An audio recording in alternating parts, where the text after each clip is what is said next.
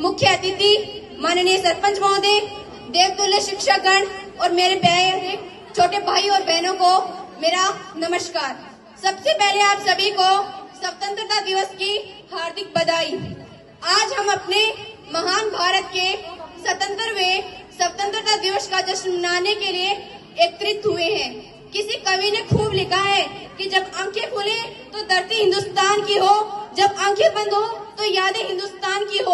हम मर भी जाएं तो कोई गम नहीं, लेकिन मरते वक्त मिट्टी हिंदुस्तान की हो, मिट्टी हिंदुस्तान की हो। मैं माया महिला आज राष्ट्र प्रेम और राष्ट्र निर्माण के उपलक्ष्य पर अपने शब्द बयान करना चाहूंगी। आजादी का असली मतलब वही समझ सकता है जिसने कभी गुलामी की हो। हम सौभाग्यशाली हैं कि हमने स्वतंत्र भारत में जन्म लिया। यूं तो आजादी की लौ 1857 में ही जल चुकी थी, जो 1947 में विशाल बनकर हमको आजाद कराई। प्राचीन, मध्यकालीन और वर्तमान भारत के उदाहरणों से स्पष्ट करना चाहूंगी।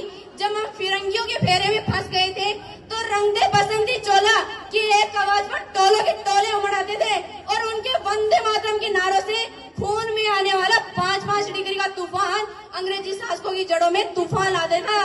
लोग मर जाते थे, मिट जाते थे, फांसी चढ़ जाते थे, तो वो भी अपनी देशभक्ति की कसौटी साबित कर रहे होते थे, क्योंकि ये उस दौर की देशभक्ति की कसौटी थी। उसके बाद 62, 65 और 71 के युद्धों में न सुहाग गवा देने वाले औरत, जब घर के हालात ये हो जाए करते हैं कि प्यार भी भरपूर गया, मांग का सिंदूर गया, नन्हे नौनिहालों की लंगोटियां चली गई, छोटी छोटी बेटियों की चोटियां चली गई और एक ऐसा विस्फोट हुआ, पता ही नहीं चला जिस्म की कई बोटियां चली गई। और आपके लिए तो एक आदमी मरा है साहब, लेकिन मेरे घर की तो रोटियां चली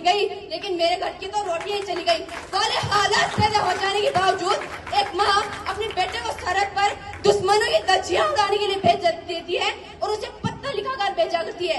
अम्मा ने खत लिखा है बड़े ही चाव से, पुत्र मेरे ना घबराना, 1 इंच भी पीछे ना हटना, चाहे इंच कट जाना। इस तरह पूरा परिवार अपनी देशभक्ति साबित कर रहा होता है।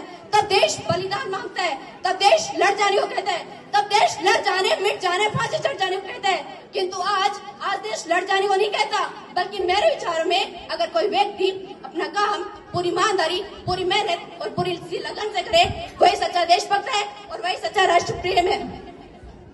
मैं नहीं मानती कि फेसबुक और व्हाट्सएप की डीपी को 3 रंग में रंगना ही देशभक्ति है। तो आप कहेंगे कि साल में 2 बार हाथ में तिरंगा ले लेना देशभक्ति है, तो मैं पूछना चाहूंगी कि फुटपाथ पे रहने वाला बच्चा ट्रैफिक की छाव में जब नंगे पांव तिरंगा बेच रहता होता है, क्या उसे उसकी देशभक्ति कहेंगे? ये उसकी देशभक्ति नहीं, उसके पेट की भूख की शक्ति है जो उसे ऐसा करने पर मजबूर कर देती है।